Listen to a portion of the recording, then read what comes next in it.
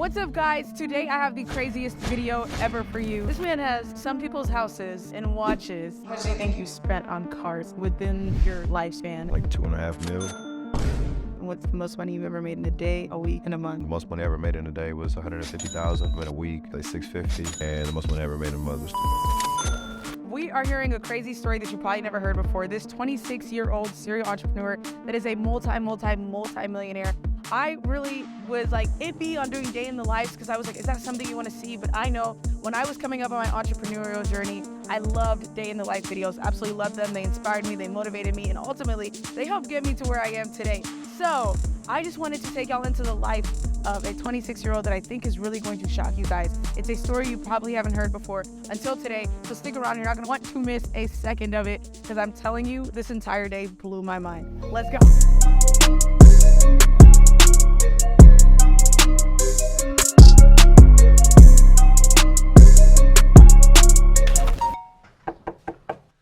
Oh, welcome. I'm saying welcome like it's my house. Welcome. There we go. It's my spot. To his spot. Yeah, I feel like y'all want to come in. Yeah, I think we should come. Let's come in YouTube. Let's go. So as we were in Vic's house, he actually just purchased this house. Do you want to disclose how much you purchased it for? 12.4 million. Oh, look, I kind of want a house tour. I don't know if y'all do, but even if you don't, you're going to get one anyways. We're just going to go around and let him kind of tell us about the house. It's a beautiful house. I don't think whatever you're seeing on video is not the same as standing in this house.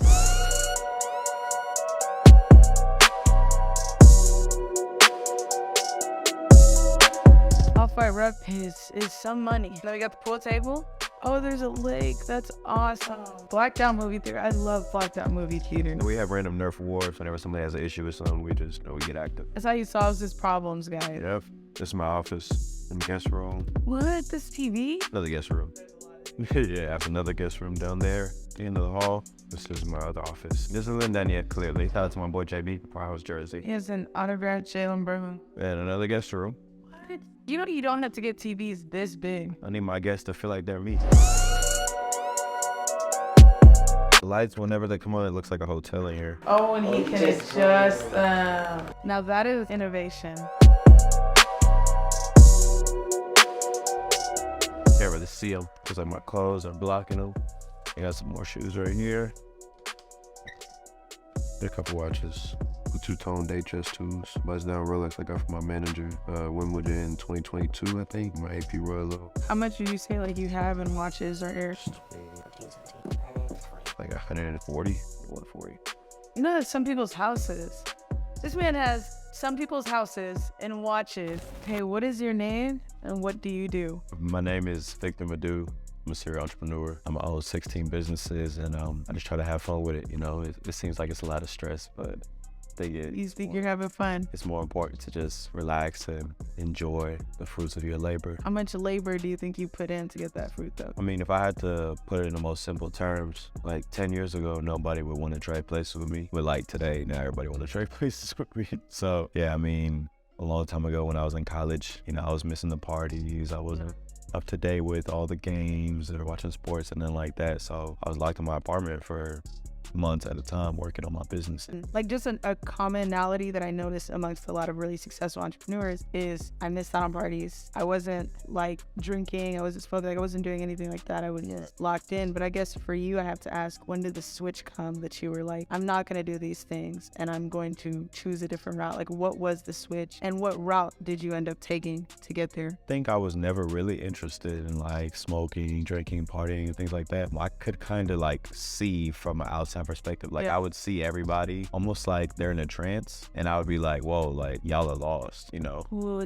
that's actually so I had like a different perspective than everybody else. I don't know where that came from, but I could just see the lack of productivity and partying every weekend and seeing the same people and not really like elevating. I just didn't want to be a fish in the water that didn't know what to swim in. I would have to ask, because everybody's probably wondering, what started your entrepreneurial journey? I would say my entrepreneurial journey started when I was 12 years old. I've been making money online the last 13, 14 years. Wow. The way I was doing that was I was filling out surveys for like gift cards and things like that. Those actually work? Yeah, they did. What? So what I would do is I was playing this game. This game is like really popular called RuneScape, right? And it's like where you're talking to other people online, but your goal is to like make money in the game. But I was just like, all right, I have access to all these people because I wasn't on social media at the time. So I would employ people on the game to make money in real life by helping me fill out the surveys, and I would get a cut from every like referral that I got on the game. So instead of making money in the game, I was like, all right, sign up on this link. So you've been doing social media marketing before social media marketing was a thing. Like people created agencies and Vic went to RuneScape.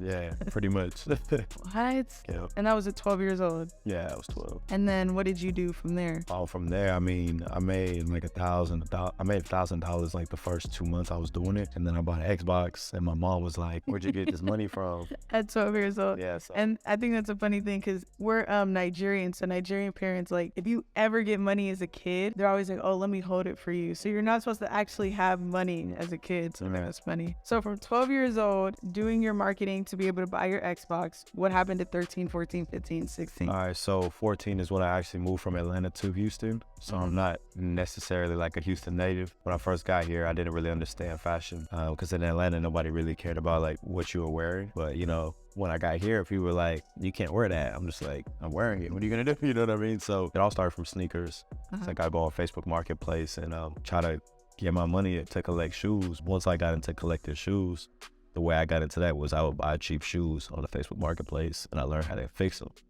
So I buy a pair of shoes that's worth $300. I'm buying for like $100 because they're like messed up. Yeah. Yeah. And then I'll fix them to the point where they're worth like $250, and then I'll wear those to school. You know what I mean? So everybody's like, oh, like, how do you get those? You know what I mean? And then I eventually started selling them and then like taking client orders. So I would fix other people's shoes and now I'll flip them. I was charging anywhere. I think my first order was like $25 for 2 shoes. It's crazy because I took the order without knowing how to clean the shoes. I told myself that I'm gonna learn tonight because the dude asked me, he was like, hey, how'd you get your shoes like that? I was just like, I don't know. He was like, can you fix mine? And I immediately said, yeah. And I didn't know how. So I was like, when I get home, I'm gonna learn everything that I need to know. So have you ever gotten a job? I think because I was so into shoes, I applied at Foot Locker. And like, if you worked at Foot Locker in high school, it was him. I did. So I didn't realize how hard it was to get a job. I didn't know the first thing when I applied. Yeah. After I got denied, I think it took me like an hour to fill out the application. It was the longest hour of my life. But when I got denied like a couple weeks later, I was like, I'm never doing that again. Like, that shit hurt. That's the only job I ever applied for. I didn't get it. I just kept collecting shoes. I think I had like the largest sneaker collection in the entire district. Are you serious? Probably had like 300 pair of shoes. Okay, so went from the RuneScape to cleaning shoes to reselling shoes. And then what happened going into college? Yeah, so going into college, I had saved up like $20,000 just from cleaning shoes in high school. I ended up paying my first semester of tuition by myself. But by the second semester, I was out of money. Just like buying clothes, going to events, going to shows, like traveling, just blowing my money, right? So the second semester, I ended up going to a fashion show. I believe it was around March. And, you know, I had already kind of like built up some type of reputation in the college campus. So a lot of people knew who I was. But at the fashion show, the girl that was hosting the show knew who I was as well. She was like, do the hashtag on Twitter. And if we see your tweet, we gonna read it out. So in the middle of the fashion show, I hashtagged the fashion show and I was like, y'all gonna see me here next year. I had no plan to start a brand, but I was just like, this is easy. Like, so I didn't think the tweet was gonna get read. Like 10 minutes later, she was like, oh, Vic says she's gonna be in the show next year. Mind you, it's like 2,000 people at the fashion show. Everybody looks at me and it's like going crazy. Like, oh yeah, like Vic gonna come with some heat. So I'm in my seat. I'm like, you're like, what I just do? You know, so once I told everybody, hypothetically, it was like, all right, now I gotta make it happen. Yeah. You know, and that pressure from everybody knowing what I said, it made me go home and literally the same thing with learning how to clean. Let me guess, you didn't sleep that night. You're like, no, I need to forget. I was like, I need to call everybody. I called my high school coach. I was like, hey, who's making our shirts when we was in high school? Like, I pulled him to his, back to the campus, and he told me everything I needed to know. Shout out to Coach Miller. Shout out to Coach. Yeah, so he told me everything I needed to know a couple weeks later, and then I started my first brand, and wow, it took off. And what was the name of your first brand? My first brand, the name is For the Low. I got the date I started on my wrist, and I just try to remember, humble beginnings. That's crazy. What made you think of the name For the Low? Because I heard, I think it was a reel you posted that if you go search up For the Low, if you just search up Leaux, Yeah. your brand is the first thing to come up. Right. It's the most popular thing searched on the SEO for low, as obviously I spelled it differently so it would survive. LOW wasn't gonna go nowhere. LEAUX is like, okay, now I can kind of own. So you were thinking bigger than let me create clothes for people to wear. You were thinking let me create a brand that people will recognize. Right. The way I came up with the name was whenever I was selling my shoes, I'd be like, I got it for the low, versus you going to get taxed by the next guy. Yeah. And everybody was like, I'm going with him because he got the deal. You know, so when I was thinking about making money and making an impact, I just remember when I would say I got it for the low, I was able to close the deal. So I was like, if I name my brand For the Low, I might be able to sell more products. And I sold $3 million worth of clothes before I dropped into school.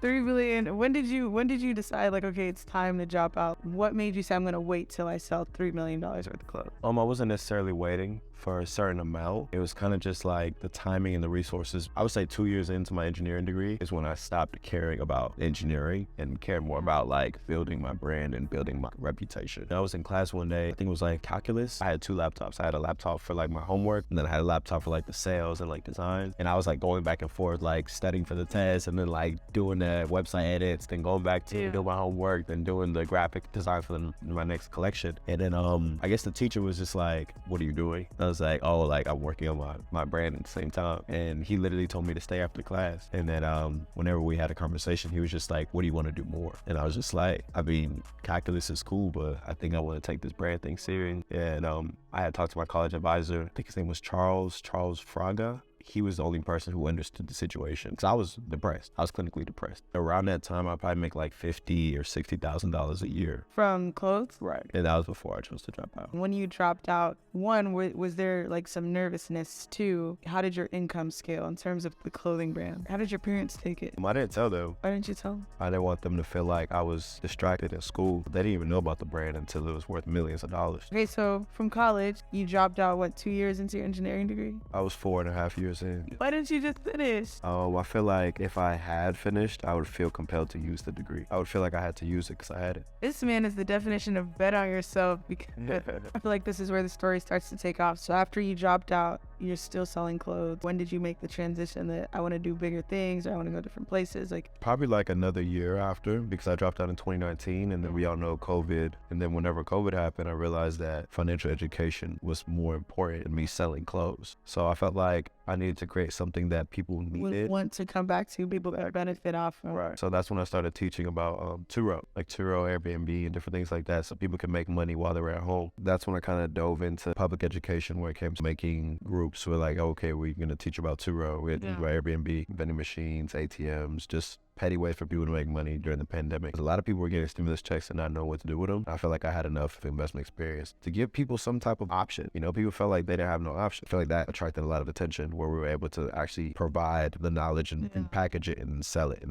that's when I started actually writing guides. I was writing the PDFs where you pretty much have all the information packaged from start to finish, because I was getting tired of answering the same questions. Okay, and then after that, where did you make the transition? I signed with Paramount Trading. Shout out to Patrick and Ike. Those guys, they know what they're doing. Oh, the first trading group I ever joined. Yeah. It's Paramount, yeah. I was teaching people how to trade stocks, and then I went from marketing director to vice president of the stock trading group. And around the time that they signed me on the contract, I think they had 48 members, but by the time my contract ended, they had 2,500 members. You went from financial education to Paramount. What came next? After Paramount, so I ended up leaving Paramount because I stumbled upon this website called Bovada. Oh, man. I was hearing about it from one of my friends. We're out shopping, and he was just talking about somebody hitting like a parlay and making like $10,000. I was like, excuse me? Like, what was that? And then he explained it to me on the spot. It kind of set me up with everything, told me like what to do, how to do it, how it works, everything. I was like, that's interesting, because I can start right now. I don't got to learn. There's no sit down and study the market. And I think a lot of people would appreciate this, because so many people watch sports. I was like, you know what? I think this is going to be the next big thing. So yeah, I got the biggest sports betting chat in the country now. That is crazy to me. Yeah. What's the most money you've ever made in a day, a week, in a month? The most money I ever made in a day was $150,000. In a week, I'll say $650,000. And the most money I ever made in a month was $2.1 million. Victor Madu, everybody. Oh my gosh. And the numbers that don't even make sense. To most people, you just opened up a lot of minds. I think we got a brief view of the house. Can we get the car collection? I know you're very known for your cars. I hear a lot of people say this on social media. Real life GTA. Like, he always has a different property he's in. He always has a different car. So I wrap all my cars satin black. I try not to break the theme. This is my Corvette C8. I just got this for my birthday a couple months ago. And then my daily, actually one of my favorite cars I've ever owned, Range Rover SVR Sport. It's like one of my favorite cars because it just looks aggressive. So I know you have a history with cars. Can you kind of name every car you've ever owned? Because everybody thinks he rents. i8, Lamborghini Urus, Audi R8, G-Wagon, G63, Maybach, sedan. I had a full-size Range Rover. I got a C8, I got the SVR. I got another C8, and then I had a BMW 328 in college. I had a Tesla Model 3. How much do you think you spent on cars within your lifespan, I guess? Like $2.5 million. Vic, man, you're not making anybody feel like, and the way he says it so calmly, he's just $2.5 million. Yeah, probably over $2 million in cars, but you know, it is what it is. When you buy a car, do you just wake up and you're like, today I want to go buy this? Yeah. That's freedom. Real life GTA. But it's time for us to go out. All right, cool, let's do it. And yeah, Vic lives his life. All right, Vic, so where are we going to go to first? I think the first stop, we're probably gonna swing by the warehouse where I do most of my fulfillment and production for my client. We got a couple of big contracts that we're working on. So how much does the warehouse bring in, I guess, annually? Probably like $500,000. That's a surgeon's income. You call me Dr. Madu.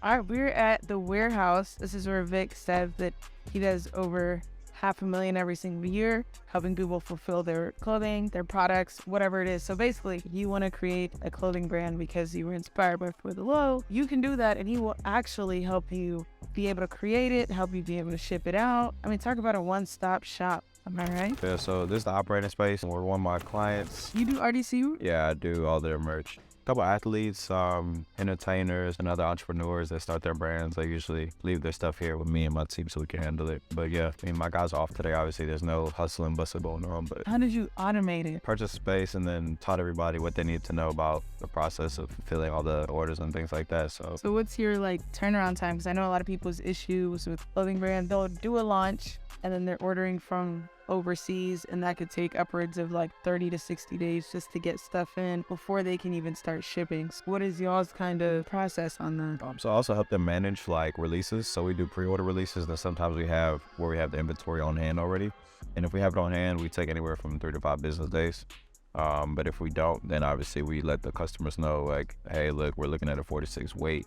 Yeah. And then that comes down to how fast we can get the stuff in from overseas from our suppliers. And then, so 4 to 6 weeks plus the 35 business days to sort, count, fold, separate, and do everything, and then we get going, and it's pretty quick after that. Where would you say is the best place to find vendors, suppliers? Me personally, I think Alibaba has a good hub for multiple vendors, so it's kind of like a one-stop shop where you can pretty much get anything down to your packaging, logos on plastic wraps, tracksuits, everything. I mean, there's specific vendors for different things. If you want the best varsity jacket vendor, you'd have to probably tap in with the person who has that information versus searching through the thousands of vendors that provide that. Cheapest isn't the best, and the best isn't the cheapest. So we store blanks as well.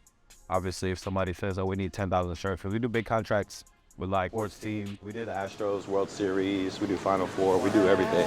Yeah, so that's what you'll see back here. So this is where everything's made. Exactly. And the thing is, this location is so low key, you wouldn't think so many big brands coming out of here. This is the biggest warehouse in Houston? Yeah. Shout out to my boy Zoom. Doing what we gotta do. You need this man to drop. Nah, we gonna see. All right, but that out my way. So first of all, this warehouse, it just opened up my mind. It was so big, and then the brands they work with, and just the amount of different businesses you can have to make money. Sometimes a lot of people are focused on making clothes when you can actually make clothes for other people, and that's a business in itself. Vic, tell us where we're going next. On the way to Johnny Dang, we're probably gonna stop by my old high school, just see that area, a little nostalgia, and check out some of the exotics that we got at the warehouse. Let's do it. Let's do it. I think the most important thing, number one, remember where you came from. And it doesn't feel like it was that long ago, but it was literally 10 years ago. I was here, right here. It made me feel sick. High school. High school is an interesting time period for me. obviously, you know, you're learning a lot about yourself. You're learning what you're interested in. That's when they try to like lock you into one career. They basically try to figure out what sector of the world you'll be feeding. So we're currently here at Johnny Dang because, funny story, for Vic's birthday, I decided I was going to pay homage what brought him up, like we said, for the low. So I actually got him a custom chain. It says Go Big and it has like the For the Low logo.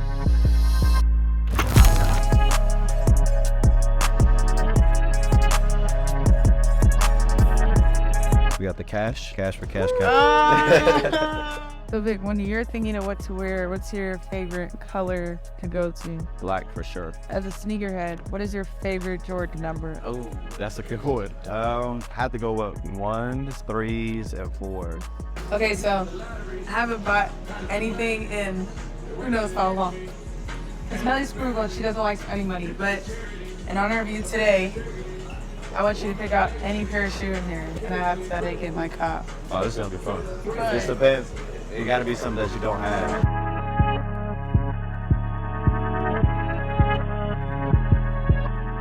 It might be the Supremes, bro. The Supremes are tough. Really, you can just wear white or black. Oh, you're right. Yeah, or gray. That price. I feel like she'd give me like one black. What you do? Negotiation. 1.3, drop it down to 1,000. Get on her some love. Probably grab these.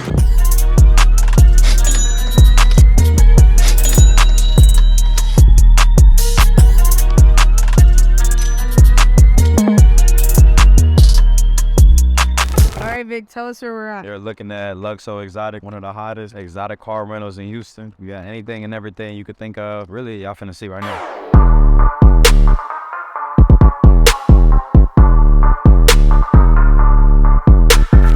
Okay, so how did you get into, I know you started in the rental car space with, I guess, mainly economy cars. And so how did you get into private rentals for exotic vehicles? It's crazy because I actually did exotics first. You did exotics? Yeah, so I was doing exotics first, but whenever I would post on my Instagram about, you know, the rentals, people were like, oh, we want to do what you do, but we can't afford a Ferrari to rent out. I was like, oh, y'all are right. So then that's when I was like, y'all can do the same thing with like a Toyota or a Mustang. Like 2 days later, I went and bought a Mustang for $23,000. Just to prove it. Just to be like, all right, like we can do economy cars too and show y'all. And then we ended up buying 19 cars that year and made 6 figures in less than a year renting regular cars like Jeeps, Mustangs. A lot of people gravitate towards the Tesla Model 3. All of those are doing well, all consistently booked out, especially them convertible Mustangs. But yeah, they were all really booked out. So when did you eventually say like, okay, I'm going to sell all 19 of these cars? I don't really care anymore. I think when it got to the point where 19 cars was getting a little hard to manage, even when it was automated, because we would get a lot of calls like middle of the night, like, hey, I lost my airport ticket, what do I do? So we got to the point where we were like, okay, we've shown these people that we know what we're doing. So once we translated from actually being in the business, we translated to education. Second question I was going to ask, how do you feel about this new Instagram verified badge? Because I know you've been verified on Instagram for some years. Yeah. And did you hear that on Twitter, Elon Musk said if you've previously been verified, he's taking it away, that you now have to pay. Any legacy verified badges will be gone. Oh, wow. You have to pay for Twitter Blue. From a business perspective, I think it is a good move when it comes to feeding their bottom line and also getting subscribers to have that residual income. From a social perspective, I'm not sure how it will negatively affect, but I think it will have some like awkward moments where it's like, oh, I thought this was somebody else, but it's just some regular dude from down the street. You know what I mean? So I think it's definitely gonna confuse people initially until we get used to it, or if there's some type of a new way to differentiate who is like a public figure and famous artist or entrepreneur or whatever it may be versus somebody who's just on Instagram to laugh and consume content. So I think there should be a way to differentiate those two people. Where do you see yourself in 5 years? Because you're very massively like successful at the age of 26. A lot of ownership and leverage. I think that's going to come from real estate. I would say like commercial, residential, maybe like owning neighborhoods, apartment complexes, shopping centers, different things like that. One, because obviously I have leverage with the ownership of the land and the building. And then number two, I have that residual income for my businesses that are paying me to occupy the space. And I feel like that's the name of the game for retirement, especially long term. What's your best tip for marketing a new clothing brand? If you want to market a new clothing brand, I would say you have to have some type of a wow factor to the point where people want to represent you in the brand versus you door knocking and trying to get other people to represent you. Somebody said, will your sports betting group ever be so big that Vegas bets against your pick? I've talked about that before, and I think it's going to get to that point where we're able to pretty much shift outcomes because we have so many people. Out of all your streams of income, which one are you most proud of? I would say the sports betting chat, because people didn't believe that it was going to be as big as it is now. Yeah. And that's one of my top sources of income. And I literally just bet on myself, ironically, and made it what it is today. So I think I'm the most proud of that. What would you tell your kids when it comes to having a job or going to school? Like, what would be your input if they're like, hey, Dad, out of high school, I don't want to go to college? I think the best part about the position I'm in is my kids don't have to rush and get a job to pitch in with bills. Because, a lot of parents have kids at a young age where they're not really financially stable. They're like, oh, you're 16, like, you need to start helping out. I don't need help. So use that time to figure out what you want to do, figure out what you're passionate about. I'll take care of the bills. Like, if you need to get a new car, if you need to move somewhere or travel somewhere, I could take care of that. I think that patience and that time that I'm granting them, will have to figure out what they're truly passionate about. Does it ever feel surreal to you? Like, there are really tens of thousands of people that I'm helping change their lives, buy cars, buy houses. Like, it doesn't necessarily hit like you said. It feels like I'm talking to a wall until I go to the grocery store and somebody runs up to me and just like, yo, I'm in the sports chat and I made $3,000 last week and paid my tuition. I'm just like, wow. What? It's crazy because you never know what you're going to hear. Honestly, I try not to let it affect me, whether good or bad. 'Cause I know at the end of the day, like, there's always tomorrow. Yeah. We can have a terrible day in the chat and somebody sees me at the grocery store and say, hey, I lost all my money. And I'm just like, there's tomorrow, and I feel like I try to stay like as level-headed as possible. So I don't feel like, oh, I'm doing so much when there's so much more that I could be doing.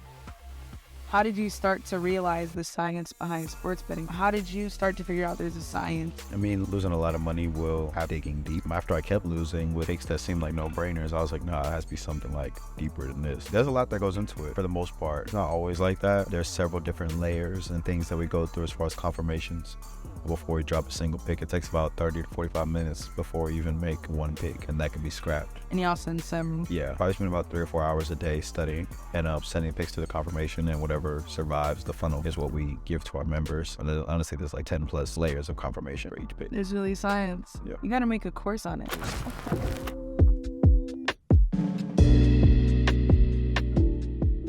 Really, I spend most of my time, like free time, playing a video game, probably like Call of Duty, or I recently got into UFC, which is pretty cool.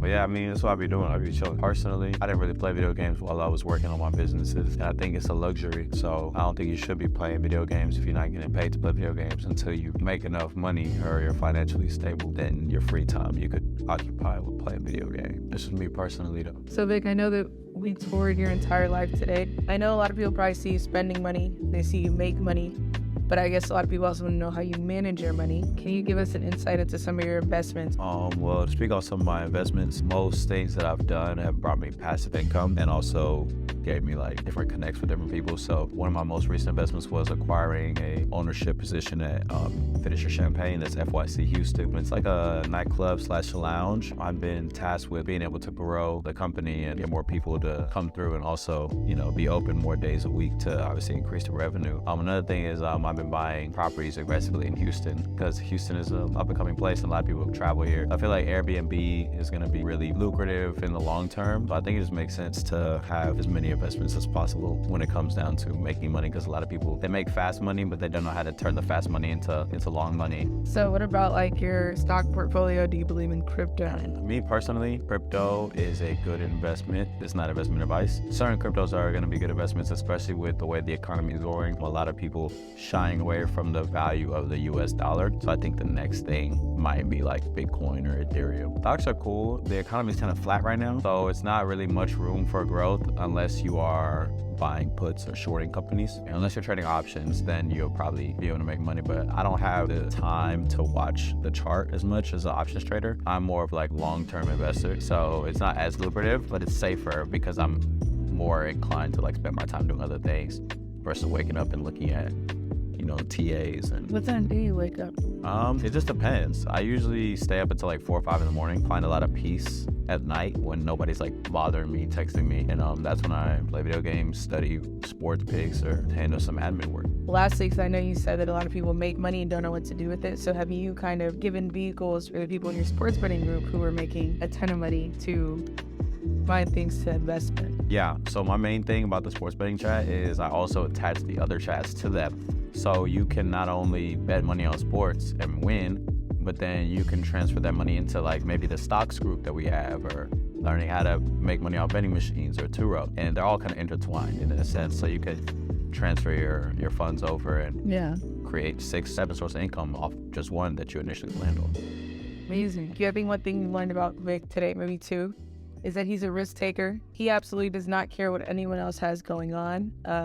He's very locked in on what he has to do. Vic is a 26-year-old millionaire. If you're watching this and you're 30, you feel like, oh my gosh, you failed at life, but that's not true. You take motivation from other people's stories, but you ultimately create your own life. So again, Vic, thank you so much. Of course. Anything else that you want to tell us today? Drink water. Take your life serious because nobody else is going to do it for you. All right, I can get out now. Thank you guys so much for watching the video. Make sure you follow him on all his socials. At GOAT_VSCC. Boom. That's my handle for most of my platforms. And that's how you can keep up with me.